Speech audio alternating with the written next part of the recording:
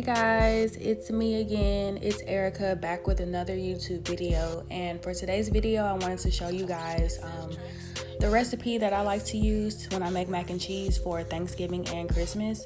And basically I'm just gonna be recording myself making the mac and cheese. So I use the recipe from Stovetop Kisses.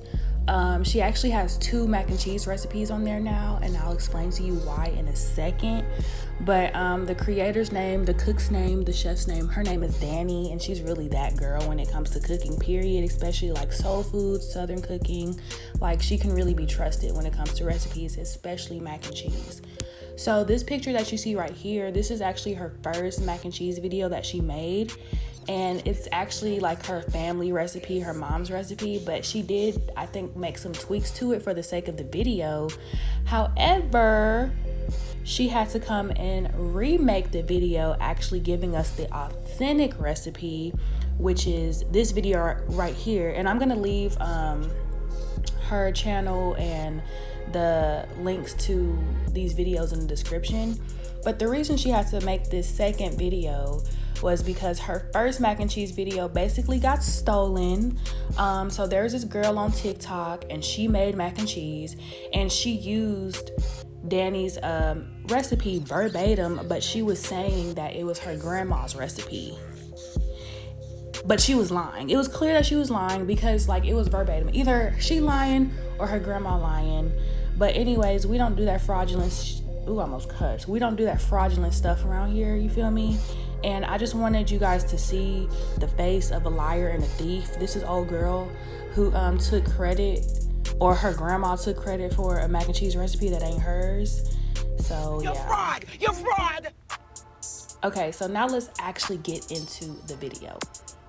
So step 1, we are boiling water, and we're adding about 2 capfuls of chicken bouillon into the water.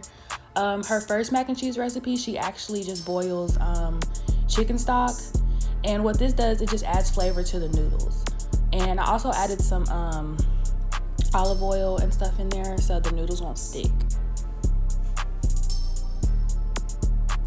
And then you just want to let the noodles come to a boil. Let them boil for about 7 to 8 minutes until they're al dente. You don't want to cook them all the way through because we still have to put the mac and cheese in the oven, and we don't want the noodles to be all mushy and gross.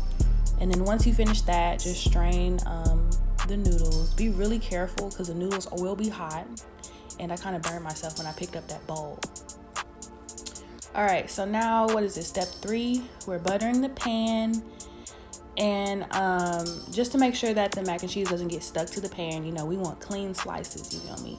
And go ahead and invest in some real butter for this recipe. We don't want a half step for this mac and cheese because, like I said, it's for the holidays, and you know, this is pretty much the staple dish, you feel me? So you don't want to beat around the bush and, you know, just use these generic brands unless you have to. That's okay.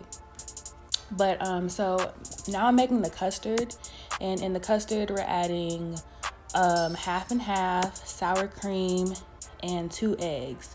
And like I said earlier, I'm gonna leave the description of her videos, or I'm gonna leave her videos in the description. So if you guys want the actual recipe and measurements, y'all can just refer to her video. I don't really measure nothing, and I'm sure she doesn't either, but for the video she did. So yeah, just whisk the eggs and the half and half and the sour cream until everything's incorporated and smooth. Then we're gonna push that to the side, and now we're gonna move on to the noodles. So now we're adding butter and sour cream to the noodles. Every step of this mac and cheese recipe, like, you have to add some kind of flavor because you want the mac and cheese to have flavor all throughout. Like, I'm pretty sure most of y'all have had bland mac and cheese. Mac and cheese can be bland if you just put, you know, cheese and milk and butter in it. You gotta really sop it up, as Danny likes to say. Like, she calls all her food sopped up. And if you watch her videos, you will understand why, because it's just bursting with flavor. It looks juicy and delicious. And so will this mac and cheese. So you can just keep adding butter and sour cream to the noodles as you wish until it looks right to you. whatever's on your spirit, do what you will. Just make sure you mix everything in really good, and make sure you use a bigger bowl than I did, because I was kind of struggling with this bowl and trying to keep the mac and cheese in the bowl. So now we're adding the cheese. This cheese mixture consists of sharp cheddar, mild cheddar, Colby and Monterey Jack, and mozzarella. You can keep it simple. You can use one cheese if you want. Just you got to use a lot of it though, because we got to have it good and cheesy. You feel me? But and this recipe was supposed to be like simpler than her first mac and cheese recipe. Her first mac and cheese recipe, she used all kinds of cheeses, but really this one you could just use one if you want. So now, but I didn't because I had to be extra. But now we're seasoning the noodles. So we added garlic powder, onion powder, Lawry's, black pepper, and a little bit more chicken bouillon. Now when you add the noodles, when you add the Lawry's and the chicken bouillon, be careful, because we already boiled the noodles in seasoned water, so you don't want it to be too salty, because you can't really go back and fix it if it is too salty. You know what I'm saying? It's not like you can add water to it, rinse it off. No, don't do all that. So, just taste it, see if it needs salt, and if it does, add it. If not, then don't. So now we're like assembling the mac and cheese, similar to the way you would do a lasagna.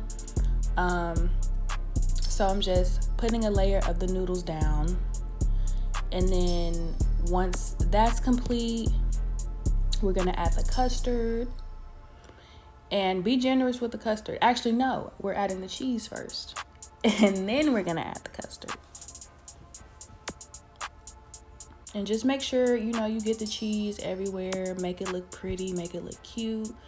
Make sure no noodle is left behind. And no noodle will be left behind because we added cheese into the actual mixture of the noodles, and now we're adding it on top.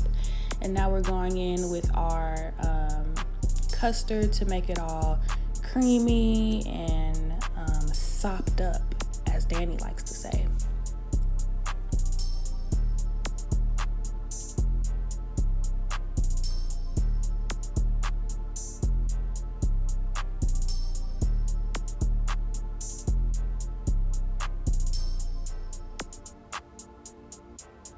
And then I'm just repeating the steps, same thing.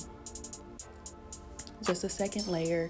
If you want to do layer by layer, like do 3-4 different layers, if you have time for that, you can. But me, I was just getting straight to the point. I don't beat around the bush. We had things to do.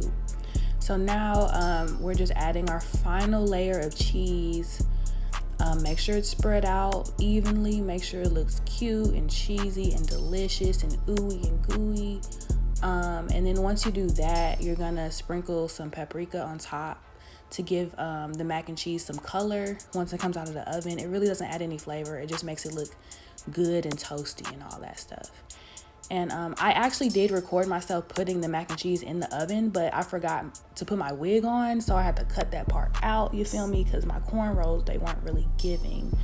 But look at how beautiful and delicious this mac and cheese looks. Like, I really did my thing. Shout out to Danny, shout out to Stovetop Kisses for not being stingy with her recipes. Like, she really came through. Both her first mac and cheese recipe and her second was great. And thank you guys for watching this video. See you next time. Bye.